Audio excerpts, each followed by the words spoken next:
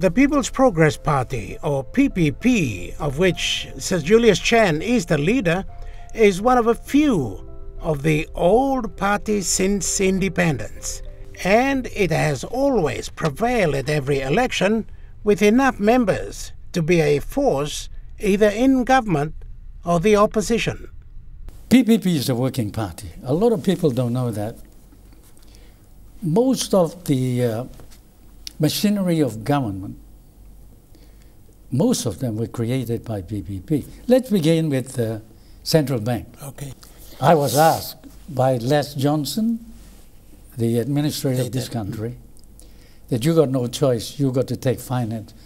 John, I wasn't even qualified, know very little about accounting, but by Jove, I studied accountancy. At the end, I'd probably be as good as an accountant, but people believed you. People thought that you were a genius with being an accountant. Yes, because... Did you pretend? No, I tell you the truth. The fact is, they too don't know. Okay, that's fair enough. So we were both ignorant. Okay. So we had to set up the central bank, and I went ahead and got it. But what I do want to share with you today, the hard work that the currency working group went about to set up the central bank, to create the currency of this country. That wasn't an easy task. Today's world, a lot of leaders would not know. We designed the currency of Papua New Guinea. We took kina and toya. Kin, I think, is a Highlands Melpa language, mean a store of wealth. Yes. It's ken. All right? You're right, yeah. It's a store of wealth. Mm-hmm. Kina belonged to the coast. Yeah. Joseph and Abaije was going for Australia. You know, break away. Sure, Papua Bazaar. I used kina because it's known in the Nambis, and it's almost similar to the, Melpa language, to pull the country together. But when you look at the note, the 2 kina, the 20 kina, you look at the pig. Yeah.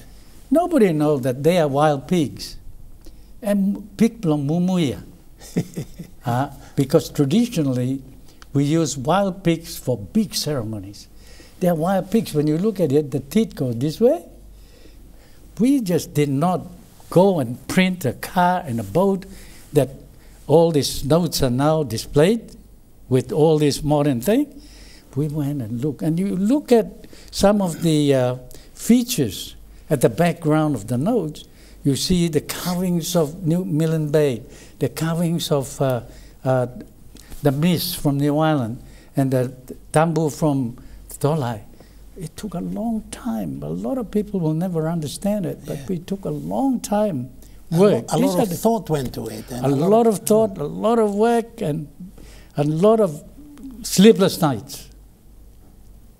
Which is it happening today? I mean, are politicians today, are they thoughtful? Are they thinking about what they're doing, appreciating what had been done in the past to take the country forward?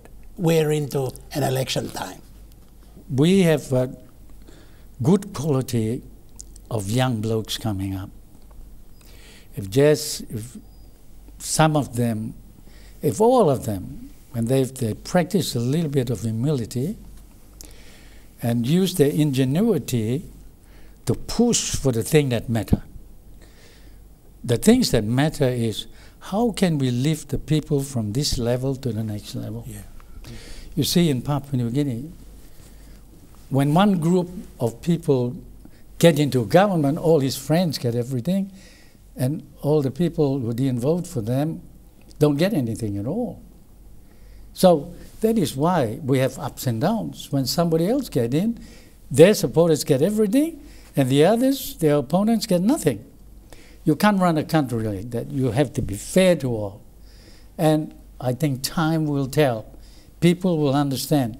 All these people who are ignorant now, who are not educated, will be educated one day. Yes. The world is moving so fast, I think in the next eight years, well, the owner of Virgin is trying to send people up to the moon and all these places now. So Papua New Guinea cannot stop still. So don't let the last man stay still. He's moving. He's moving. And we're pumping the young people. Okay. But like what you said, they got to capture the virtue of patience, humility, and with a genuine, policy to move our people and lift them from where they are to where we should want them to be. The People's Progress Party has always moved. At every election time, you have been consistent with it. You're returning 6 or 12 or even better. How do you think you'll go this time? I think we'll maintain that. I think we'll maintain only that. I have to admit to you that it's becoming just money politics these days now, and yes. I'm very, very bad at that kind of thing. I've been 30-something years now, and I'm probably the poorest leader of all the parties now. So that I hope that one day the people will focus on policy, on the way leaders have behaved themselves in Parliament, on the genuine drive to lift this country forward, and not to base on tin fish and rice and how many notes they get. We have to get away from that, because that constitutes bribery. I don't know why our institutions, constitutional institutions, are not acting quickly. Yeah. Because there are laws to punish that kind of thing, but it's not happening. It's not happening. And that's why we should look at the effectiveness of these institutions, and if they are not performing, they should be out. Save money and give it to the needy areas. Why do you think then, Seg3, at your time, you thought about policy, money was probably secondary, in fact it wasn't there at all. You drove the country forward based on policy. Today, policy is hidden, it's way back. The goods are up in front, it's material up in front. Why have we come to that? Is it something about the lollies, the biscuits, and the kina is sweeter than the reality of life, the hard facts about life? It goes back to money.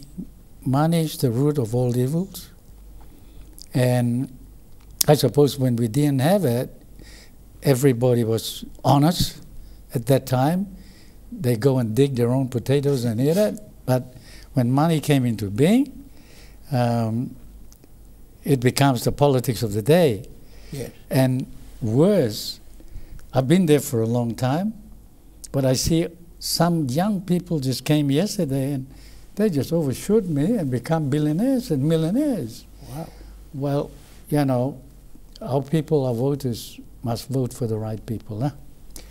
They are not there to make themselves rich. They are there to use the resources of this country to help the people to move further, and that's exactly what I'm doing in New Ireland. And John, I just want to tell you, because I can talk very nice about my party, but I got to prove to you that PPP is a working party. New Guinea was set up by Bruce Jeffcoat. He's a member of PPP. I think it's 1st or 30th of November 1973. Okay. Yeah, because I was introducing the bank, and I told him, wait, you cannot operate without money. Okay. Let me go first. So I brought in the central bank on the 1st November 1973. Bruce Jeffcoat came in 30th November 1973. Let's talk about NBC. Paul Ozari, a PPP. He started NBC. I got the bank, I introduced the kina, I pushed for the Ramusuga, I pushed for all this, fish cannery and all these things, the oil palm, the table bird, and all these things. We are a silent achiever. PPP is a silent achiever. But I stand in Parliament, I hear all these big talks about everything. I'm silently very satisfied that in my time, I've done something for all time. Next. We will convert ownership of all the resources back to the people. This is a common law of of the United Kingdom, the father of our democracy.